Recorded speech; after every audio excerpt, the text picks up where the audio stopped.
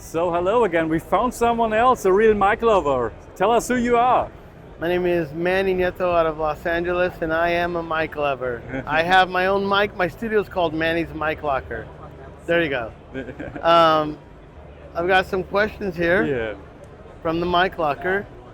All right, what is your name? Manny Nieto.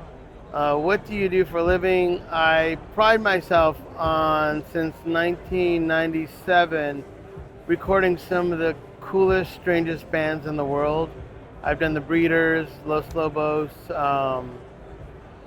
I learned how to record from Steve Albini, which, if you know about microphones, that's kind of the guru of all mics. Okay, so let's see. Do you remember which microphone you used for your first recording? I didn't have a lot of money, but I did have one tip from Albini, was to buy buyer microphones. So I want to say one of the first times I felt like I got a good result was a German Bayer 201 dynamic. And to this day, I still have one. It's one of the greatest snare mics, guitar mics. If you have congas or you have a cowbell. And here's the thing about a Bayer 201.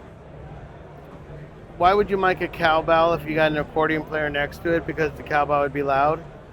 It's because you don't want the accordion in the cowbell. So if you have the cowbell mic'd up, you have almost an isolated cowbell with the accordion playing. Even though you got this ambience of the cowbell being hit, the latency will add it more of a room vibe, but you will have this fader of this 201 that'll be so exclusive to the cowbell. And it works the same with a drum set and a guitar or next to the drums.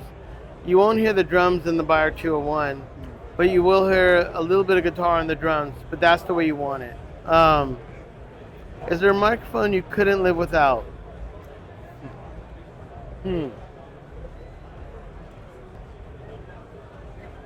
It's a tough And that's one. a hard question, but Yeah. because a microphone that really makes me happy is going to be a vintage AKG 224E, which is, no, let me take that back. I love that one. No, Yeah. my vintage AKG 1960s Frank Sinatra Oh. D24. That mic I can use on anything. The D24, the internals of the mic are D19. The D19 is Ringo Starr's overhead. A D24, they just put like a bulb on it, like a Shure 58, Yeah. and Frank Sinatra would hold them. So I think that mic I feel like I can use on vocals and drums. One more. And then the last question is, what microphone is currently at the top of your wish list? Well, I'm here at AEA, and I'm talking to them because I feel like one of the greatest mics that, and I'm not saying you would not know this, but if you walk into any big studio in the world, it could be Sunset Sound, The Village. You can fly to New York City and go to Electric Ladyland. You can fly to Abbey Road. Maybe not them because they have Coles.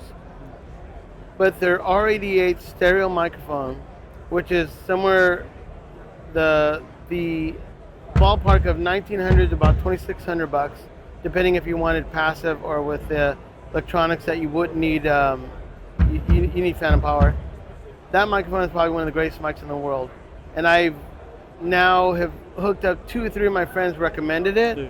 And now that I hear the recordings, I'm the last guy to be getting one, so I'm actually talking with them to grab it. That's it. Great. Thank you. Thank Have you, a great buddy. day.